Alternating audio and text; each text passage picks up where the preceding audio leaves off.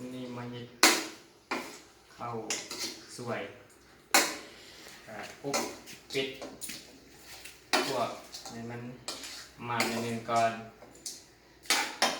เดี๋ยวตำเครื่องก่อน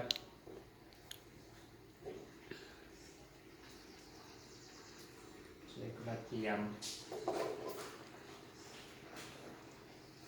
หัวหอมใหญ่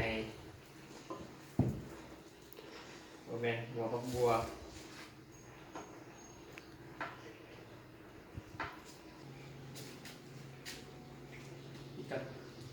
พริกและพริกของ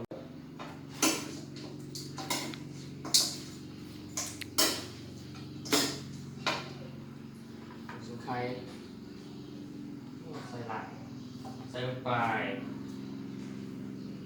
นี่มันตำใส่กับพริกกระเทียมหัวบัวแห้ง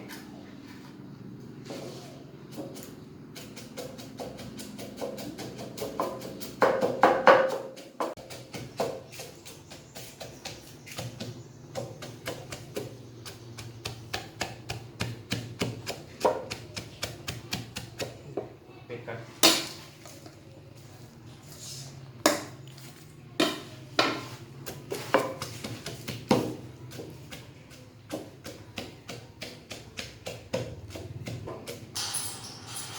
ใส่ลงไป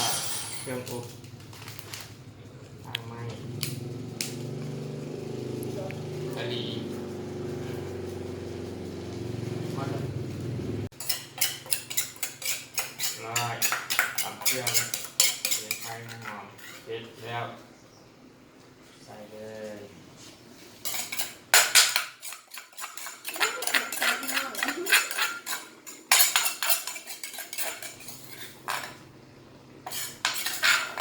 ใส่ลงไปกะหรี่ใส่ไปหนึ่ง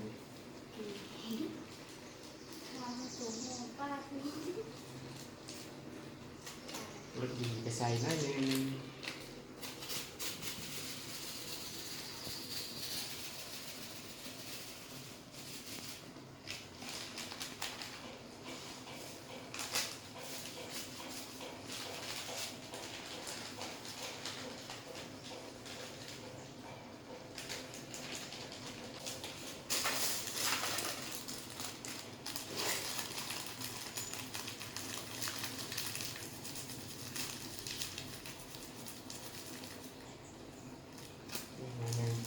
หลายเกลือ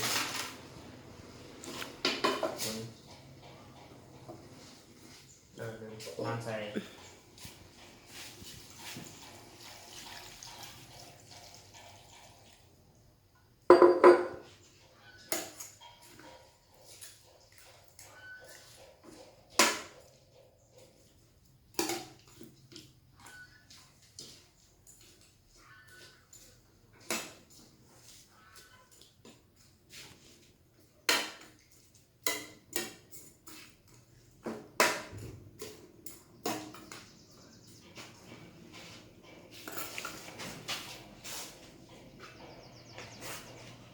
เรียบร้อยอัดฝา